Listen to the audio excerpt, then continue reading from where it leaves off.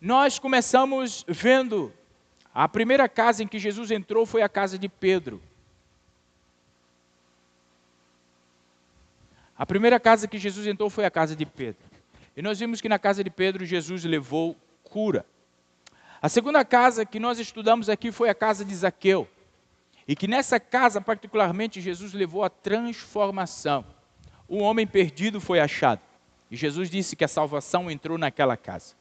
A terceira casa que nós exploramos aqui foi a casa de Jairo, onde Jesus levou a esperança. A quarta casa que nós exploramos foi a casa de Maria, Marta e Lázaro, onde Jesus levou a boa parte que não poderia ser tirada. Na quinta casa nós exploramos aqui a casa de Simão, o fariseu, e vimos que Jesus leva perdão e amor a todos aqueles que socialmente de alguma forma deixado de lado. Na sexta casa que nós exploramos aqui, no domingo passado, foi a casa de Mateus, o publicano, ou a casa do cobrador de impostos. Jesus leva fé e redenção. Hoje, a nossa última mensagem, a nossa última reflexão acerca deste tema vai ser a casa dos discípulos em Emaús. Ali, Jesus presente, ele leva revelação, comunhão e transformação. Abra comigo a sua Bíblia, no livro de Lucas, no capítulo 24. A partir do versículo 28, nós vamos estudar esse texto nesta noite. Lucas 24, a partir do versículo 28. Diz assim a palavra do Senhor. Aproximando-se de Emaús, o destino deles, Jesus fez como que quem seguiria a viagem. Mas eles insistiram. Fique conosco esta noite, pois já é tarde. E Jesus foi para casa com eles. Quando estavam à mesa, ele tomou o pão e o abençoou. Depois partiu e lhe deu. Então os olhos deles foram abertos e o reconheceram. Nesse momento, ele desapareceu.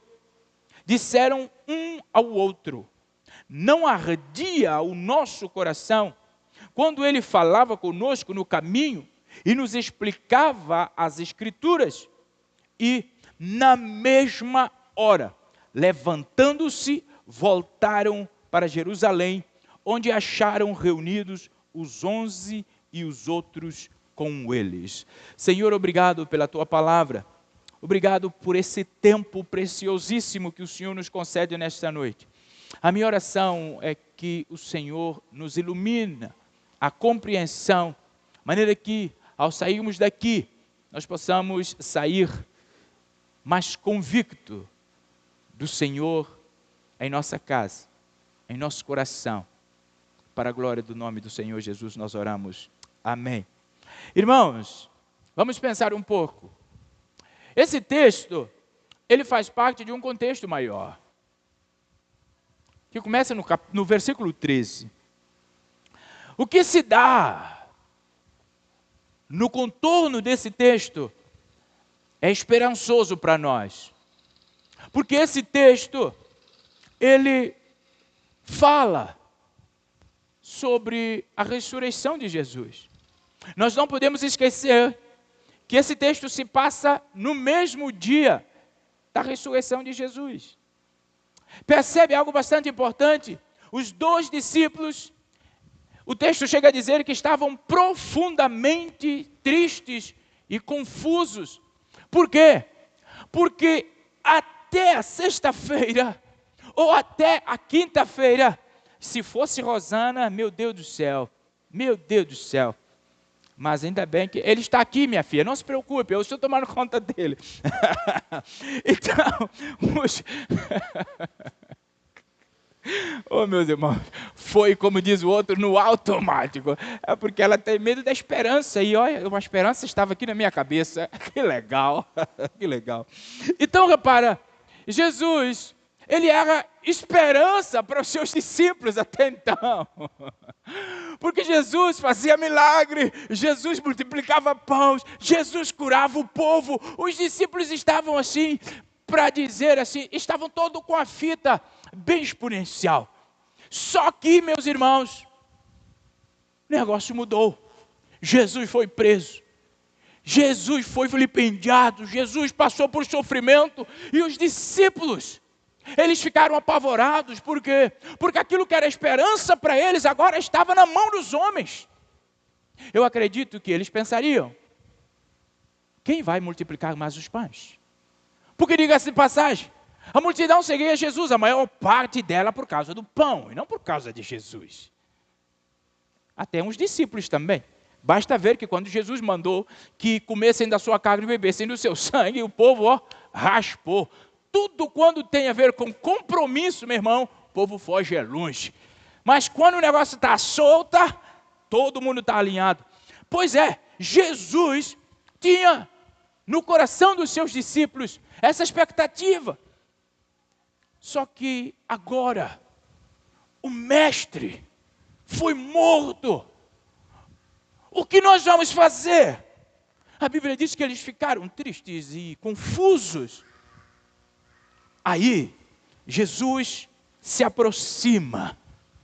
E eles, em vez de estarem em Jerusalém, eles saem. Eles vão embora para Emaús. Eles vão fazer a sua vida. Qualquer semelhança com o nosso tempo, em que o crente, quando frustra a sua expectativa, sai a fazer a sua vida, não é mera coincidência. Isso já é doença desde aquele tempo. Jesus mandou ficar em Jerusalém. Vocês se lembram? Atos capítulo 1, versículo 8. Jesus mandou ficar em Jerusalém. Mas o que é que eles fizeram? Vamos passear em Emaús. Na verdade, vamos embora. Só que Jesus, Ele continua amando-nos, apesar da nossa forma de lidar com Ele. Jesus não nos trata como nós tratamos a Ele. Isso é maravilhoso, meus irmãos. Porque no mínimo, se Ele nos tratasse como nós o tratamos, meu irmão, nós estaríamos mais ou menos em problemas. Mas graças a Deus, Jesus, a despeito daqueles homens que já estavam no caminho da desobediência, Jesus vai com eles. Jesus vai com eles caminhando. Eles não reconheceram Jesus. Jesus estava falando com eles, mas eles não reconheceram Jesus. Quantas vezes nós também estamos igual àqueles discípulos? Jesus está falando conosco, mas nós não queremos ouvir o que Ele está dizendo, porque a despeito dele, nós temos a nossa própria construção de relacionamento. Jesus estava falando com eles, eles não estavam ouvindo. Mas ao chegar ao destino, eles tinham um destino. O texto vai dizer aqui, no 29, eles tinham um destino. A chegar no seu destino, porque a despeito da vontade de Deus para a sua vida, isso eu quero que você escreva no seu coração. A despeito da vontade de Deus para a sua vida, você pode desejar não vivê-la. Qual era o desejo de Jesus para os seus discípulos? Fiquem em Jerusalém, vocês vão ser revestidos, vocês vão ser minhas testemunhas. E qual foi a postura desses dois discípulos? Não, nós não vamos ficar aqui. Nós não queremos ficar neste grupo. Nós vamos ver outra coisa para fazer. E Jesus deixou ir. Quando chegaram os seus discípulos, Jesus fez como quem ia passar. Como quem ia. Aí, eles falaram para Jesus. Jesus. Na verdade, eles nem falaram Jesus, porque eles não sabiam que era ele. Ele falou: "Oh, viajante, fique com a gente um pouquinho. Já está muito tarde." Irmãos, eu não sei se vocês perceberam algum tipo de relação entre o versículo 29 e o 33. Repara que eles dizem para Jesus: Jesus, fica aqui com a gente. Já está muito tarde, está perigoso. Quando Jesus parte o pão, que eles percebem que era Jesus, e que Jesus foi embora, a noite se tornou criança. Porque eles saíram na mesma hora e partiram para Jerusalém. Falei, peraí, até agora estava muito perigoso, e agora eles partiram. Irmãos, quando nós estamos na direção de Deus, que maravilha! Quando nós estamos impelidos para fazer o que Deus nos mandou fazer, a gente canta que nem aquele irmão, não há ferolho, não há nada que te pare, não há nada que te prenda, nem mesmo os mistérios da noite. Eles saíram naquele momento, eles foram, mas venha para cá, venha para cá, venha para cá. Irmãos, os olhos foram abertos, o pão foi partido, eles reconheceram Jesus. Sabe, quando nós abrimos a nossa casa, seja ela literalmente ou seja ela figurativamente, a despeito do nosso coração, quando nós abrimos a nossa casa, algo extraordinário acontece. Quando nós abrimos a nossa casa para Jesus, verdadeiramente, Ele ilumina a nossa compreensão, Ele aquieta os nossos temores, Ele traz alegria e comunhão para conosco, porque há um poder transformador da pessoa de Jesus, que opera quando eu e você abrimos a nossa casa para Ele. Quando nós abrimos o nosso coração, quando nós convidamos Jesus para entrar na nossa casa, transformar a nossa realidade, há um poder transformador.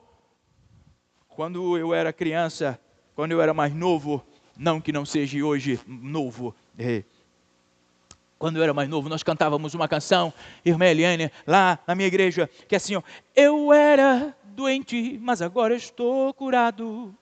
Eu era cego, mas agora eu vejo. Eu era coxo, mas agora eu ando.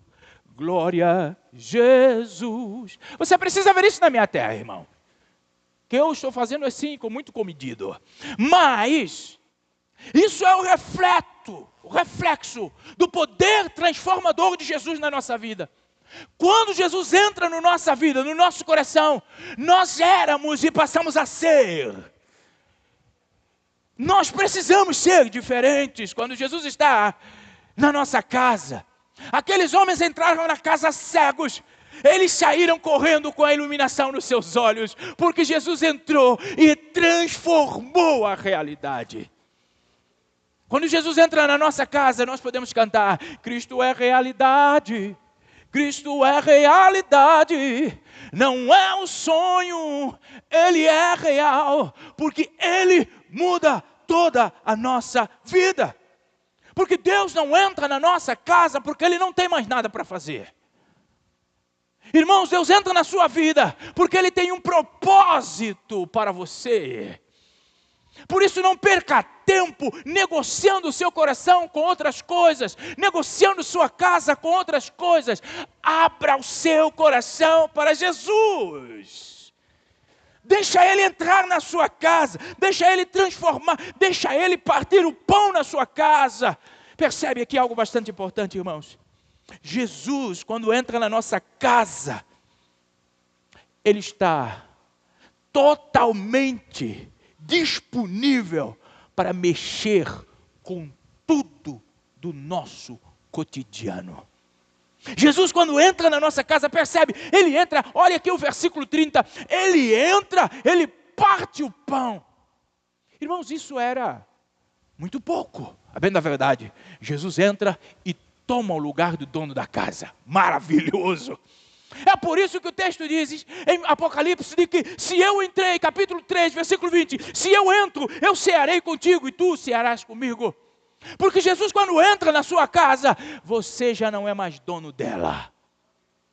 Ele entra na sua casa e Ele parte o pão. Isso quer dizer, Ele se preocupa com aquilo que é rotineiro da sua vida. Partir o pão é a coisa rotineira. Jesus entra nessa casa e a coisa mais simples Ele está fazendo. Ele está cuidando. Ele está provendo. Meu irmão, isso tem significado maravilhoso. Confia em Deus, espera no Senhor, e os teus olhos verão o agir de Deus de forma milagrosa. Talvez nós devamos pensar hoje, Temos convidado Jesus para entrar na nossa casa? Temos convidado Jesus para entrar no nosso coração? Estamos permitindo que Ele logo dentro transforme os nossos dias e nos revele sua presença, nos enchendo de esperança, como Ele fez naqueles discípulos? Repara, aqueles discípulos estavam desanimados, aqueles discípulos estavam tristes, mas quando Jesus entrou, aleluia! Quando Jesus entrou naquela casa, a tristeza deu lugar à alegria, o medo deu lugar à valentia. Eu acredito que aqueles rapazes, irmãos, eles saíram daquela casa tão valente, mas tão valente naquela noite, porque, repara, estavam todos medrosos. Quando Jesus estava quase passando, eles falaram para ele: ei, está perigoso. E olha que eles nem estavam no século 21, mas já estava perigoso. Ele falou: está perigoso. Mas quando Jesus entra, transforma a vida, aí eles saem no mesmo momento para testemunhar, para evangelizar, para comunicar. Meu irmão, minha amada irmã, se Deus está em nossa casa, em nossa vida, algo bom tem que acontecer. Você precisa desejar o que Deus deseja. E Deus deseja almas, vidas, pessoas. O contexto de Emaús nos desafia a desejar a presença de Cristo em nossa casa. Porque nós vimos toda a mudança que acontece naquele lugar, naquela casa. Insignificante, porque até agora a Bíblia não tinha falado sobre aquela casa. Ela só passa a ter algum tipo de sentido porque Jesus entrou nela. Perceba, irmãos, eu e você, nós não somos significantes até que Jesus entre em nós. Coloque isso no seu coração. Nenhum ser humano é relevante se Deus não estiver na sua vida. Irmãos, Jesus entra naquele lugar e promove comunhão. Um viver transformador. E impulsiona a evangelização. Nós somos, à luz desse contexto, encorajados a cultivar uma vida cristã de equilíbrio.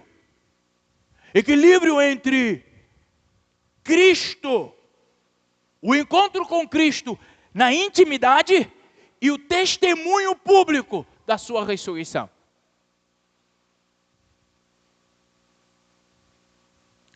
Eu quero repetir para você me entender. Esse contexto exige de nós uma vida cristã equilibrada. Equilibrada entre a nossa famosa intimidade com Deus e o testemunho público da sua ressurreição. Não há um cristianismo genuíno quando, a despeito da minha intimidade com Deus, eu nego a proclamação, o testemunho público da ressurreição de Jesus. Eu vou desenhar. Não é um cristão que não se importa com o interesse de Cristo. Nós precisamos pensar à luz desse texto, vamos tirar algumas lições, muito rápida para nós aqui hoje.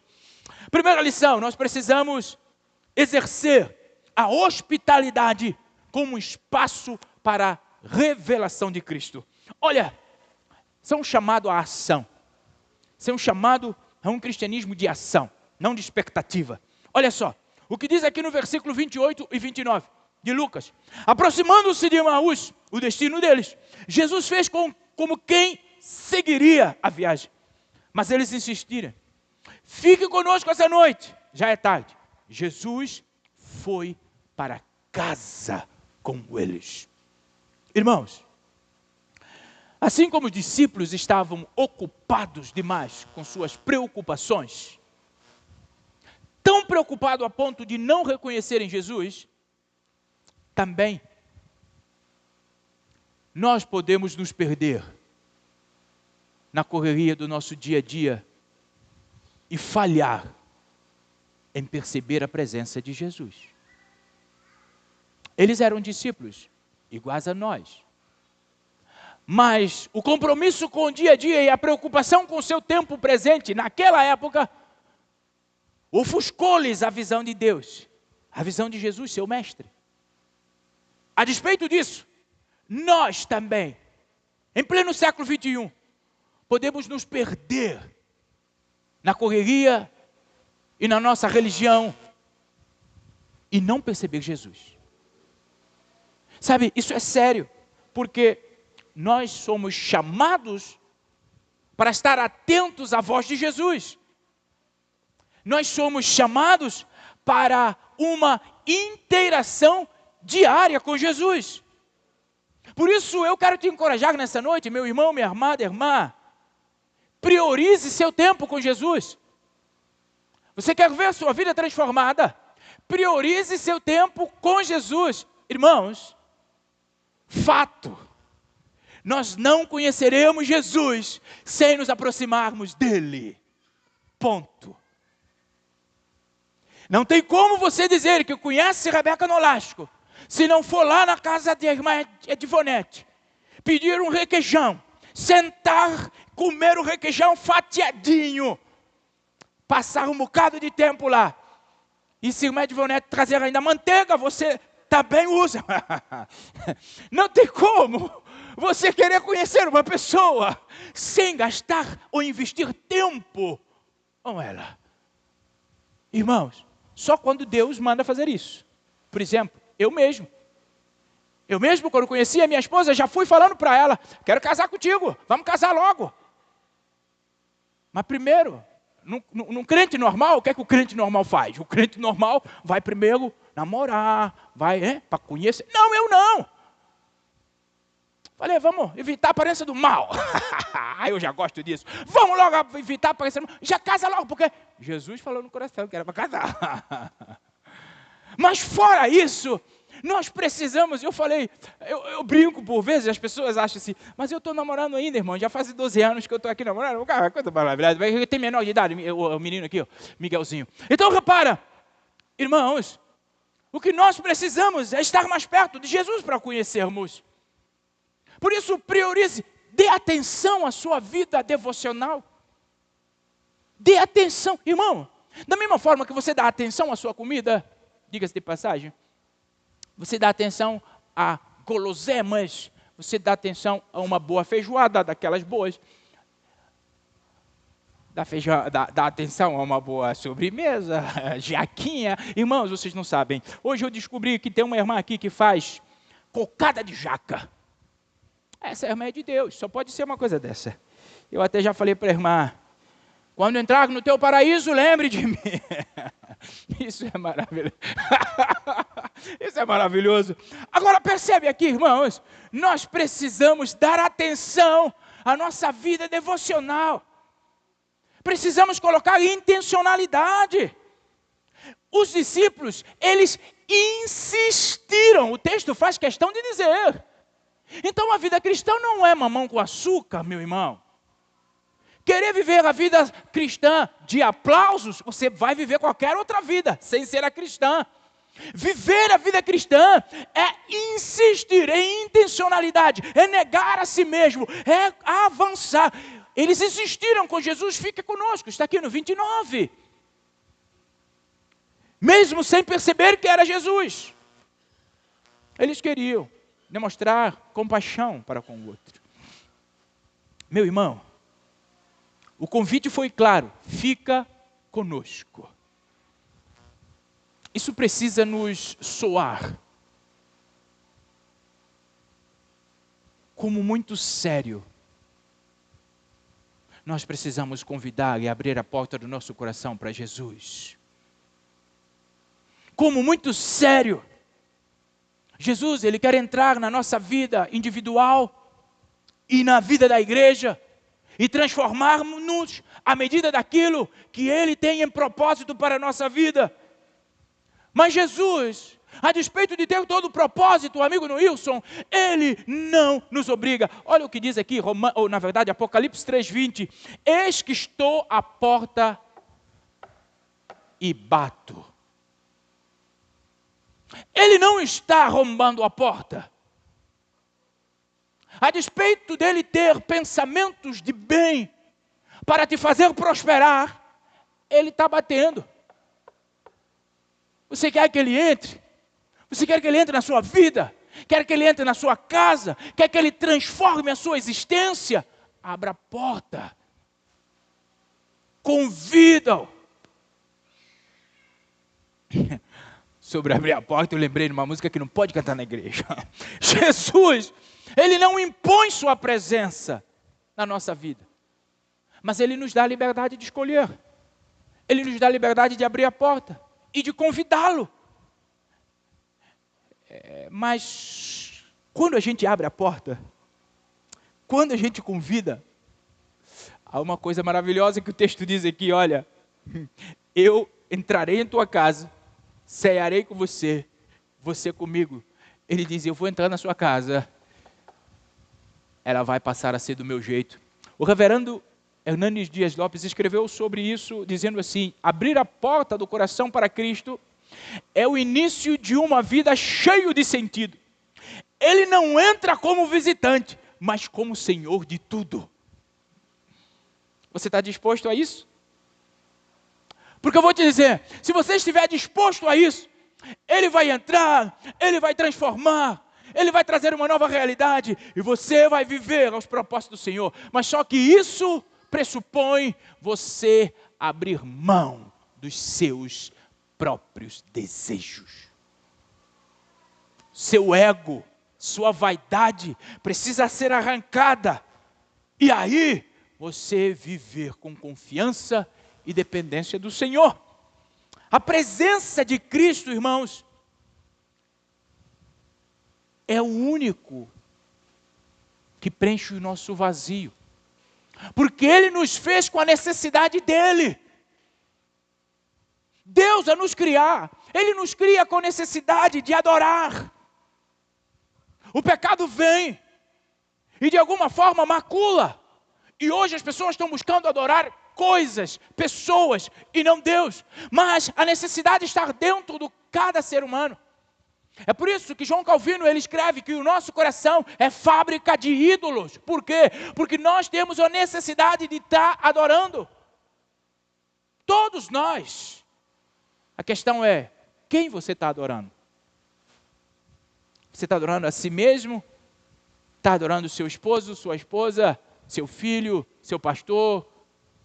Quem você está adorando?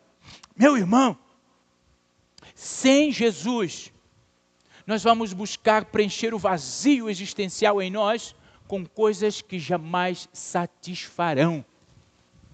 É por isso que aqueles que muito têm, querem mais. Querem sempre mais. Querem mais ainda. Por quê? Enquanto nós buscarmos preencher a necessidade em nós com coisas e não com Cristo, sempre nós vamos precisar de mais. Mas quando você convida sinceramente Jesus, Ele nos liberta das coisas que não trazem verdadeiro propósito. Vocês estão me acompanhando aí ou não? Vocês vigiam, Rebeca Nolasco. Irmãos, receber Jesus em nossa casa, que maravilha. Em nosso espaço pessoal. Seja Ele nosso coração, seja Ele nosso lar. Meu irmão, abrir a porta para encontros únicos e momentos transformadores não tem preço. Não tem preço. Quando nós permitirmos que os princípios divinos entram na nossa vida, nós estamos criando o espaço para uma transformação interna. Por isso eu quero te encorajar nessa noite. Convide Jesus hoje para a sua vida. Convide Jesus para entrar na sua casa hoje. Como escreve Martin Luther King Jr., o tempo é sempre certo para fazer o que é certo. Não deixa para amanhã. O tempo de convidar Jesus é hoje. Esse é o tempo certo para fazer a coisa certa. Não hesite em abrir a porta do seu coração. Seja ela simplesmente para receber Jesus. Aleluia. Segunda lição para nós pensarmos nesta noite. Nós precisamos promover o partir do pão como um momento central de comunhão. Isso fala de intencionalidade na nossa vida. Olha aqui o que diz o versículo 30 e o versículo 31. Quando estavam à mesa, ele tomou o pão e abençoou. Depois partiu-os e lhes deu. Então, os olhos deles foram abertos e o reconheceram. Nesse momento, Jesus desapareceu. Meu irmão, foi durante aquilo que por vezes nós achamos insignificante, como comer. Convidar alguém para comer. Por vezes eu sei que você, por vezes pensa na sua casa, vou chamar o pastor para comer, só para comer, tão pequeno. Não se preocupe, coloque paz no seu coração e me chame. Pronto, não precisa. Agora, percebe aqui, Jesus, ele vai à casa dos discípulos e algo que parecia insignificante, pegar o pão, abençoar o pão, e isso para nós já quer dizer grande coisa, né? Você precisa orar e agradecer pela comida. Isso é maravilhoso. Jesus fazia isso. Jesus não comia sem agradecer, né? E olha que ele era Deus. Ele agradece, abençoa a comida. E agora sim, ele dá a cada um. Isso nos lembra alguma coisa ou não? Jesus pegando o pão, quebrando o pão e dando para os seus 2 discípulos em Emaús. Nos lembra alguma coisa ou não, meus irmãos? Nos lembra a ceia do Senhor. Aleluia. Isso é o que Jesus faz conosco. Quando Ele entra na nossa casa, nós passamos a ser parte do seu corpo, nós ingerimos o seu corpo, nós passamos a ter comunhão com Ele, nós começamos a exaltar o seu nome. Meu irmão, há uma comunhão exponencial quando Jesus entra na nossa casa e faz do seu corpo e do seu sangue o nosso alimento. Você deveria desejar, irmão, desejar, Senhor, na sua vida. Igreja, nós precisamos voltar a ter a centralidade de Cristo. Os nossos cultos precisam ser centralizados em Cristo. A nossa vida na família precisa ser centralizada em Cristo. Precisamos abrir mão do tradicionalismo, da religiosidade, da vaidade e deixar Cristo entrar e fazer o que Ele quer. Já escreveu um pensador cristão que a igreja é um lugar, a igreja é chamada a ser um lugar onde corações queimam por ouvir a palavra de Deus. E os olhos se abrem para ver Cristo presente no meio da igreja. Se nós nos reunimos aqui, não desejosos de ouvir a palavra de Deus, não desejosos de ver Jesus mudando e transformando esse lugar, estamos perdendo tempo. Quer seja aqui, quer seja em qualquer lugar onde você vai, que tenha nome de igreja. O que precisa levar um ser humano até a congregação é o desejo vibrante, é o queimar no coração pela palavra de Deus. Eu gosto de vocês, mas eu não me queimo para vir ver vocês. Eu gosto, amo todos vós, mas eu me queimo para ouvir a palavra de Deus e transformar a minha vida. Porque se eu não ouço a palavra de Deus, se eu não sou transformado pela palavra de Deus, eu não presto para ser pastor. Porque não é a minha conveniência que me traz aqui. Não é meu interesse que me traz aqui. O que me põe aqui, me estabelece aqui, é o desejo de que a palavra de Deus entre no vosso coração, os vossos olhos sejam abertos para ver Jesus e prepará-los para o encontro com o Senhor. É isso que alegra o nosso coração. Eu não tomei água, irmãos. Bom, já que colocaram água aqui, eu preciso tomar essa água toda. E eu vou tomar um golinho, amigo Jean, um golinho, para que eu consiga terminar o meu sermão nessa noite. Irmãos, olha o que o texto diz aqui, 31 ou 30. Quando estavam à mesa, Jesus tomou o pão e abençoou, e depois partiu e deu-lhes. Irmãos, olhe para mim. Escreva no seu coração. É na simplicidade do partir o pão que os discípulos reconheceram Jesus. Não foi nada mirabolante. Por vezes nós temos uma expectativa equivocada, sincrética, da voz de Deus e a manifestação do Senhor.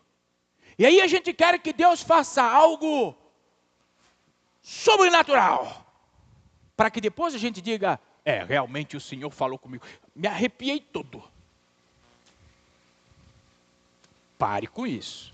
Tem negócio de arrepiar. Se está sentindo muito arrepio, eu vou desligar o ar-condicionado. Então repara, o que nós precisamos é a mente, o coração alinhado com a palavra e não sentimentos. Nossa fé não é sensitiva. A nossa fé é racional. Paulo diz isso em Romanos 12:1. Apresente o vosso culto racional. Percebe? Nós somos o povo que pensa. Eu ia falar uma coisa, mas Rubi está gravando, não vou falar não. Irmãos, Jesus, Ele quer se revelar no nosso cotidiano.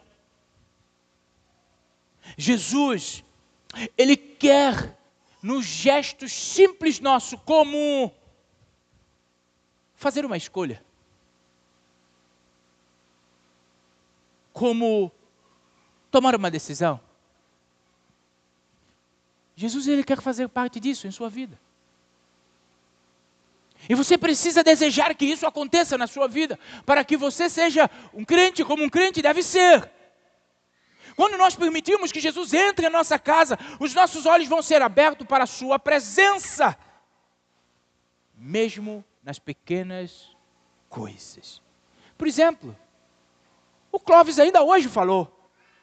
Hoje na rádio de manhã. Ele estava falando, olha, eu fui trocar um limpador do carro. O limpador deu em mim de tal maneira que eu não consegui. Aí eu falei para Jesus, eu não estou conseguindo fazer esse negócio. Plim! Ele foi e fez. Nas pequenas coisas, Jesus quer fazer parte das pequenas coisas. Irmão, não tira Jesus de nada na sua vida, por favor. Porque senão você vai sofrer. Porque senão você vai esmoronar. Ah não, isso aí é pequeno demais. Meu irmão, Jesus Ele quer se ocupar até do partir o pão. Percebe? Até do partir o pão. Quem não sabe partir um pão? E Jesus faz. Entra na casa e vai partir o pão. Meu irmão, coloque isso na sua mente. Reconheça Jesus em todos os momentos, sejam pequenos, sejam grandes, chamam ao Senhor. Você está na presença do Senhor. Ah, meu irmão. Eles reconheceram Jesus. O 31 diz que os olhos foram abertos. No 6, João 6:35, nós vemos aqui uma conexão. Jesus disse, eu sou o pão da vida. Aquele que vem em mim não terá fome. Jesus entra numa casa, leva pão da vida. Ele leva pão de tal maneira que alimenta os indivíduos de tal maneira que os olhos são abertos. A fome estava ofuscando o olhar dos indivíduos.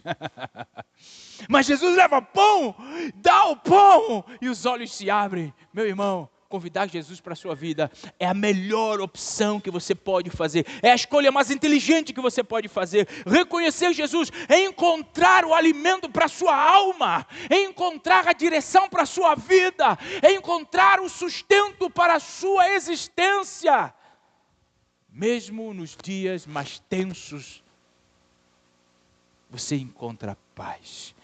Como diria Russell Shedd, Deus se revela nas coisas simples, porque a simplicidade é onde o coração descansa e onde ele mais deseja ser encontrado. Que maravilha! Que maravilha! Jesus quer ser encontrado em tudo na sua vida, nas coisas mais pequenas. Nas coisas mais pequenas. Irmãos, caminhando para o final, precisamos executar a missão impulsionada pela existência ou experiência de Cristo. Isto fala sobre obediência.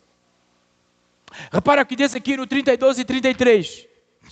Disseram um ao outro: não ardia o nosso coração quando ele falava conosco no caminho e nos explicava as Escrituras?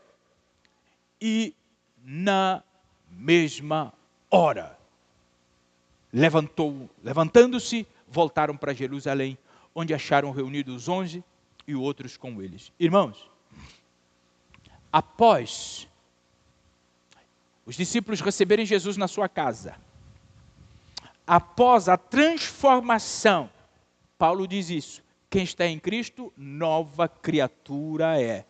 Após a transformação, eles imediatamente partiram para a missão. Irmãos, escreva no seu coração o que eu vou te dizer e não esquece jamais. A experiência que você diz ter em Cristo precisa te impulsionar a obedecer a Cristo. Ponto. A experiência que nós dizemos ter em Cristo precisa nos impulsionar a obedecer a Cristo. Vão e façam discípulos. Isso é ser crente como crente deve ser. Os discípulos, eles foram transformados. Após a transformação, eles foram movidos a agir imediatamente, a obedecer imediatamente. Aí eles partem para Jerusalém para quê? Para compartilhar a boa notícia de que Jesus estava vivo, de que Jesus estava ressurreto. Irmãos, com que empolgação você comunica que Jesus está vivo?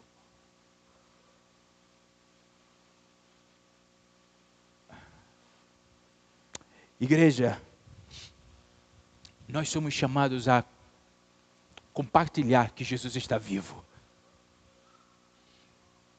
Isso é a razão da igreja existir. Compartilhar que Jesus está vivo. Isso precisa nos impulsionar a sair dessas quatro paredes, a revirar Iguaí e dizer que Jesus está vivo. Porque vir aqui só na semana, uma vez por semana, sentar aqui bonitinho como você vem, e depois que eu termino de falar, você vai para sua casa e fica ali de boa, tranquilo. Meu irmão, tem alguma coisa de errado com o seu cristianismo. Enquanto você está podendo falar, compartilha que Jesus está vivo. Compartilha. C.S. Lewis já escreveu dizendo que Cristo não veio fazer cristãos tímidos. Ele veio transformar vida para que brilhem como luz no mundo. Meu irmão, Deus, Ele tem propósitos, Ele tem plano para essa cidade. Você sabe quem vai dizer essa cidade que Deus tem planos? Quem? Quem, irmãos? Eu não vi, irmãos. Quem? Nós não, nós é muita gente. Eu. Porque quando a gente fica com essa ideia de nós, a responsabilidade sempre será passada para o pastor, porque nós, passada para o evangelista, porque nós. Só que isso é uma responsabilidade de cada um compartilhar que Jesus está vivo. De diversa forma, de diversa maneira. Não precisa ser todo mundo da mesma forma. Todos nós temos essa responsabilidade. O fervor missionário precisa invadir a nossa vida. Você sabia que tem gente que tem mais fervor pela denominação do que propriamente por Cristo? Tem alguma coisa de muito errado, tia Narinha? De muito errado. Porque se não ferve o ardor missionário em nós, meu irmão, nós precisamos de Jesus novamente. Nós precisamos olhar para a cruz do Senhor. Nós precisamos trazer para a nossa mente, para o nosso coração, o que realmente importa para o Senhor. Deus é um Deus missionário. Ele envia Jesus e Jesus nos envia para essa cidade. E nós achamos muito bom estar aqui. E agora parece que está bem melhor, um pouquinho fresco. Mas eu estou aqui calorado, irmãos, meu Pai do céu. Ô, dona Mília, esse negócio está em quanto mesmo, hein? Que eu estou com calor aqui demais. Irmãos, os discípulos foram aquecidos pela palavra que eles ouviram de Jesus. Eu quero que você me entenda. Vou falar de novo. Os discípulos, eles foram aquecidos pela palavra de Jesus. Logo, eles colocaram em prática, saíram, partiram. Irmãos, o que aquece o seu coração aqui nesse lugar?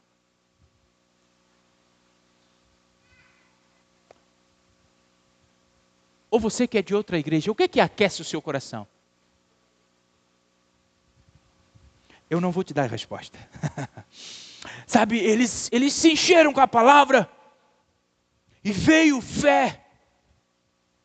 E a fé os impulsionou a anunciar. Jesus dentro da nossa casa, Ele transforma a nossa maneira de viver, mas Ele nos chama para compartilhar a fé. Escreva isso no seu coração, por favor. Jesus transforma, abençoa, mas desafia para compartilhar a fé. Os discípulos, eles experimentaram uma mudança radical. Os homens que estavam presos por causa da noite, a noite não conseguiu mais os prender. Depois da transformação no coração. Por isso, irmãos, que nós precisamos avaliar-nos todos os dias, à luz da palavra de Deus e perceber, será que nós somos mesmos transformados por Deus? A partir da nossa experiência diária, a partir das nossas escolhas, a partir das nossas prioridades, nós precisamos parar e analisar, porque aqueles discípulos, eles não foram mais o mesmo depois do encontro com Jesus. Talvez devemos perguntar a nós mesmos, já que Jesus entrou na nossa casa, como nós estamos respondendo ao chamado de compartilhar a transformação? É uma pergunta para você pensar. Mas eu quero te dar um texto para te embasar no pensamento. Atos capítulo 1, versículo 8, diz assim: mas recebereis poder ao descer sobre vós o Espírito Santo, e sereis minhas testemunhas. Eu quero que você embasa o seu pensamento à luz desse texto. E sereis minhas testemunhas. Guarde no seu coração, por favor. A fé que não se manifesta em ação de compartilhar, não é fé de maneira alguma. É simplesmente uma imitação barata da fé. Escreva isso no seu coração. Guarde, grife. Eu quero terminar nesta noite dizendo para você que a esperança do encontro e transformação espiritual nos impele à missão, nos convida à missão. Jesus se encontrou contigo? Você se encontrou com Ele? Pois é, agora é missão. Ele já está na sua casa? Agora é missão. Não tem outra forma. Porque o interesse dele é missão. E se ele está em nós, o nosso interesse é missão. Nós vemos aqui, irmãos, que a tarefa de compartilhar a boa nova é um dever central de todo cristão, da nossa prática eclesiais. Nós precisamos compartilhar. boas novas. Que eu e você, nessa noite, possamos ver para além do nosso ordinário. Que eu e você possamos escolher compartilhar a fé. Possamos escolher dizer ao mundo que Jesus está em nossa casa. É isso, irmãos, não tem segredo. É dizer ao mundo que Jesus está em sua casa e Ele está transformando a sua realidade. Não seja egoísta de querer Jesus só para você. Compartilha Ele com os outros. Eu sei que você ama Jesus. E eu sei que o fato de você amar Jesus, você parece que não quer compartilhar Ele com as outras pessoas. Só que Ele quer ser compartilhado. Ele quer que você compartilhe. Ele quer que você fale o que Ele está fazendo na sua vida, na sua família. Eventualmente, se ainda não fez, talvez seja o momento de você pedir que Ele faça, que Ele entre, que Ele mude você para o louvor do seu nome.